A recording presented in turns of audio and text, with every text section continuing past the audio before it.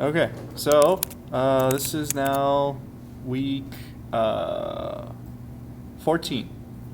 All right, week 14 is we talk about when to use what data structure, and it's pretty much a review of all the different things we did. And what did we do? We did, let's go to this. All right, so it's a pretty easy to read chapter. It doesn't go, it's not too many pages. I think it's like 9 pages long or something.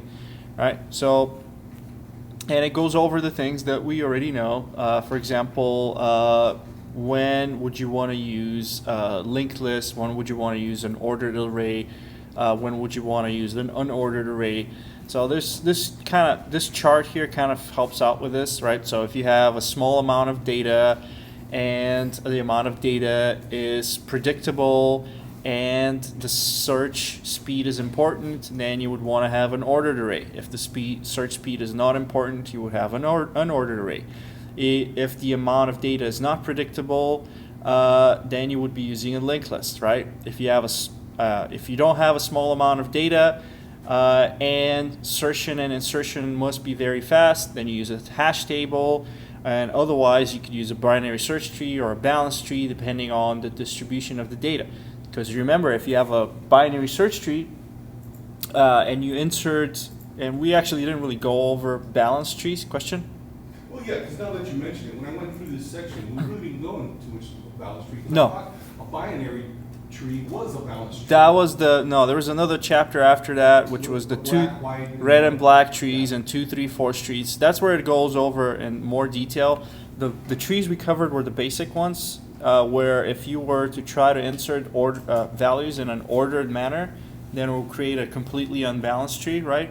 Because it was a simpler thing to do, then that's where we stopped. Okay, but you don't. If you were willing to write the code, you could make it a balanced tree. That's what the 2, 3, 4 and the other trees that are covered in there. So yeah, we didn't go in there in the interest of time.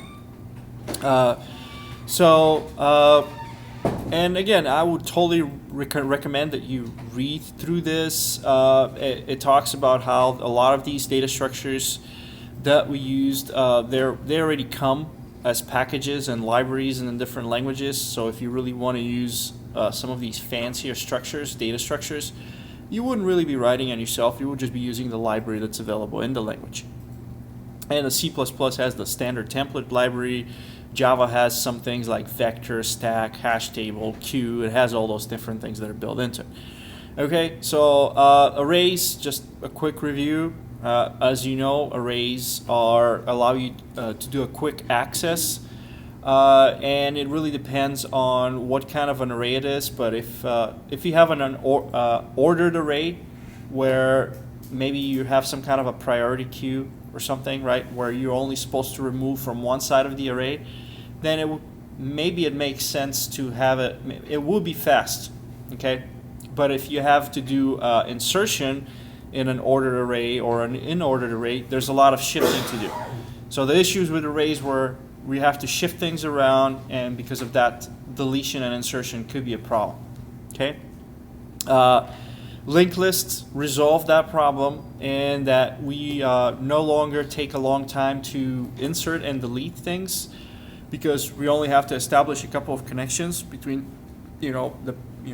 what link needs to connect to what next link, and we can easily insert and delete links that way. So we eliminate the problem of deletion and insertion. However, we create a problem with traversing the link because there's no direct access. We cannot jump directly to a specific link in your chain of links. Then that's the issue with linked lists, right? The actual access takes time. You have to jump through all the links before it to get to the one that you're looking for. Then we introduced binary search trees, and those are basically when arrays and linked lists prove too slow, right? A tree provides fast insertion, and deletion, which is O of log n, right? Traversal is ON. It really depends on whether it's a balanced tree or unbalanced tree. If it's a unbalanced tree, then the access could get really slow. If you have them all lined up on left, left, left, left, then getting all the way to the bottom would be worst case scenario, having to go through all the numbers. So that's why it could reduce to up to ON time.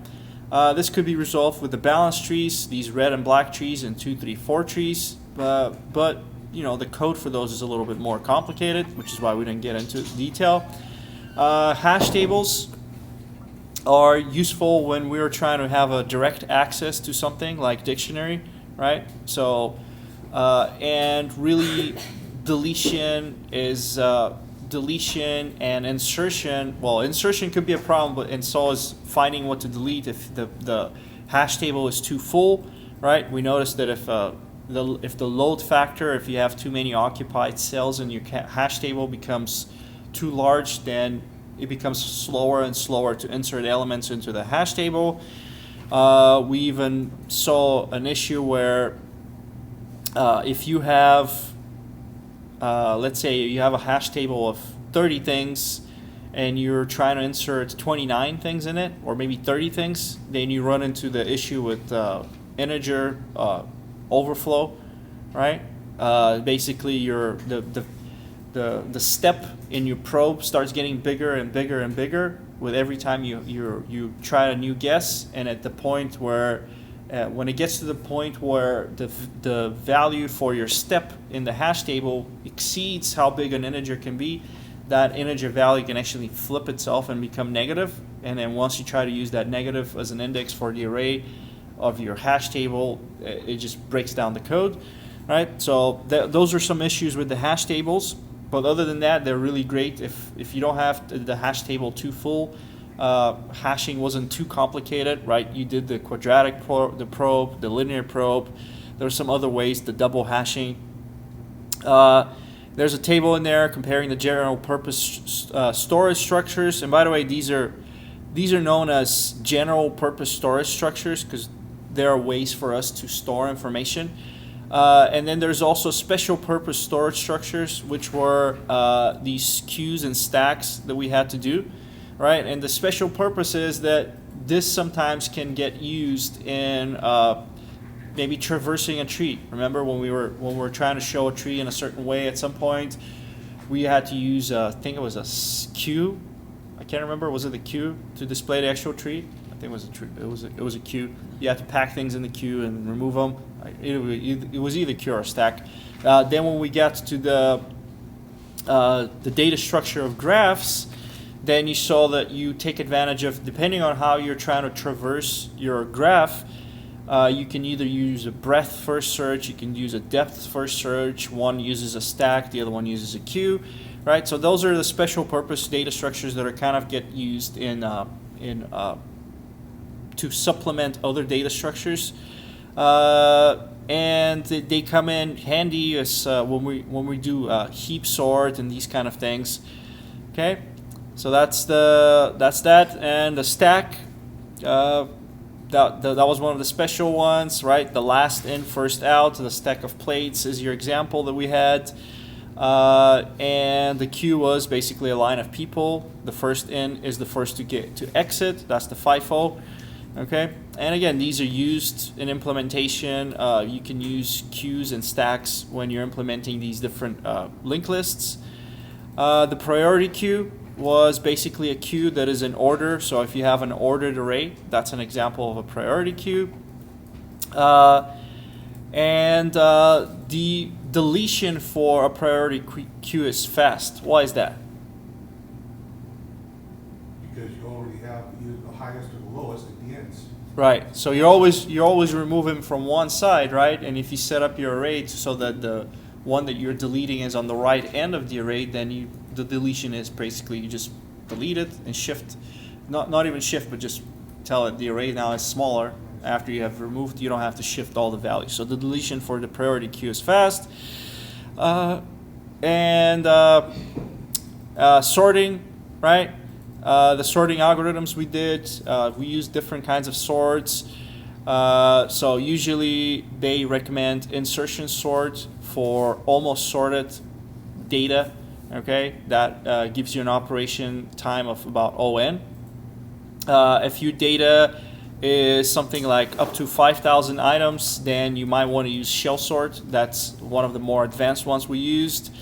And if that becomes too slow, then you might want to use quick sort or merge sort and heap sort. But it really depends on the arrangement of data. Sometimes the quick sort becomes problematic when the data is not necessarily random, right? If you have too many repeating things, then it could deteriorate to the ON squared performance, right? And the different performance of the different sorts that we did in here, right? So we saw that, the bubble sort was the slowest one.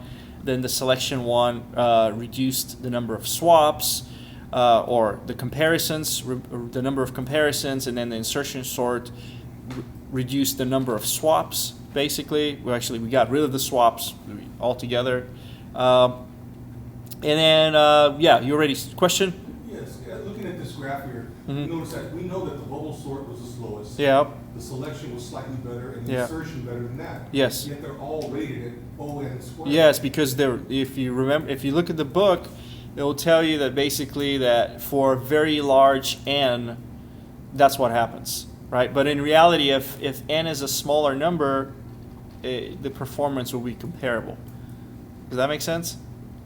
If you go through that chapter, the reason why it's n squared is because all of them require two loops. You have one loop inside of another loop, and whenever you have that, you can pretty much say that it's an n squared performance.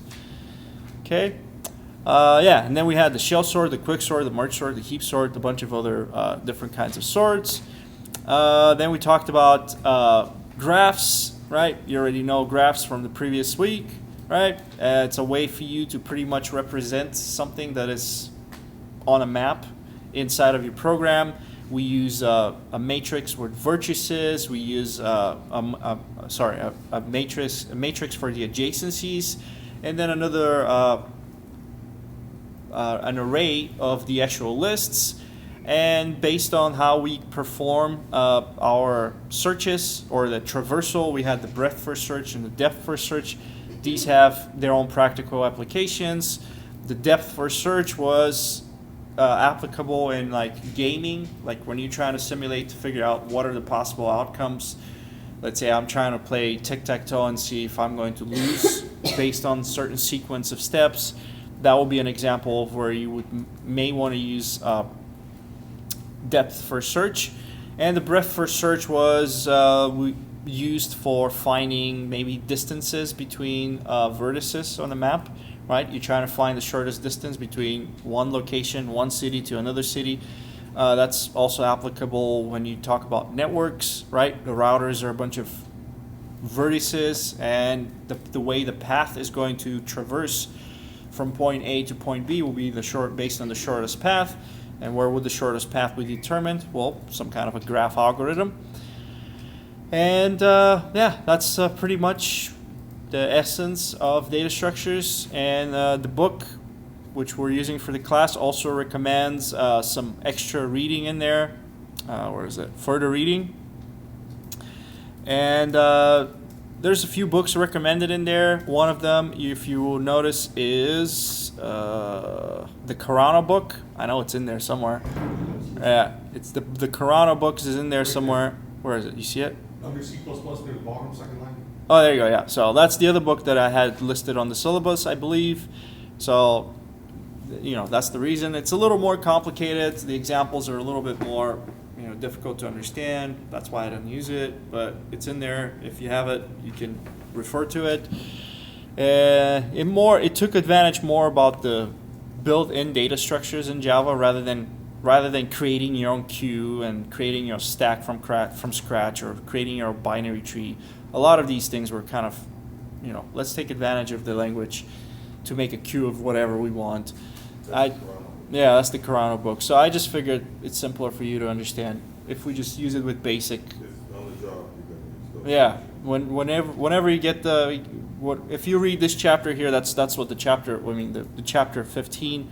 That's what it tells you pretty much. Like, on the job you're going to be given. Sometimes you might even want to have to buy the data structures from someone that's already been written, so you don't have to waste your time. So that happens. But So that's all I want to tell you about data structures. Any questions? Okay, so what do you have to do? Just to point out to you, because someone pointed out to me that there are a couple of quizzes that were missing and I didn't post. I posted them, sorry. Chapter 12 has a heaps quiz. You can thank someone here for that. And then, wait, which one was the other one? Was it heaps? I think I added the other one too. Yeah, heaps and hashes. So I added a hash quiz and I added a heap quiz, right? So if you haven't done them, if you've done everything else except those, I'm pretty sure you have an A regardless. So, but if you want to, throw a little extra practice in there, yeah, take those. And then weeks 15, next week is a catch-up week. I'm not going to say anything new, right? I'll be here if you need me to, but no new topics. It's just so you can catch up. And then week 16 is the finals week. We don't have a final. The final is basically turn in all the work. If you have any questions, come see me during the finals week. I will be in my office hours during the class time also. So if you want to see me, I'll be there. If you want to go to the conference room, whatnot, right? So that's the plan, and that's all I have to tell you. Yeah. So I think we covered a good deal. Also, in week 13, I added a couple of extra videos. I added a video for the depth first search and a breadth first search, and I also added the notes that will walk you through it, right? In case my little diagrams are confusing to some of you, all right? I have a video that accompanies them so that you can know how it works. Okay. Yeah. Thanks. Yeah, it's funny because when I do a video here, I just go, it just goes and goes and goes. But when I'm at home, like I say one little thing and it's like, oh, I messed it up, start over.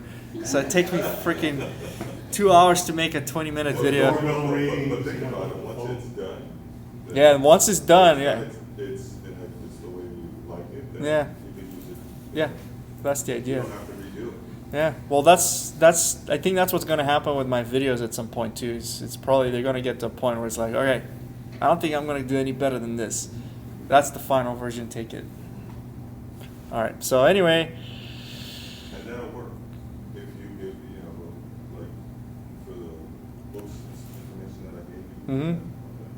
You can try to add. For the Oracle? You can Mhm. still teach the way you normally do, because in a sense you have to. Mhm. If someone's going to another college to take courses, there's a certain way they want it done. yeah, Right? yeah, But you can add material to the class, like whether it's the data structures Mhm. class or whether it's the first class. yeah. That's the idea. Yeah, the more videos I post, the more complicated things I can go over, pretty much. So a lot of times if I have a complicated project, I just tell you, here, I made a video for it. That way everybody can do it, hopefully. Okay, so I will post this video for you, and that's going to be the last video for the semester, unless you want me to do another one. But yeah, okay, so send me your emails if you have them, if you have any questions.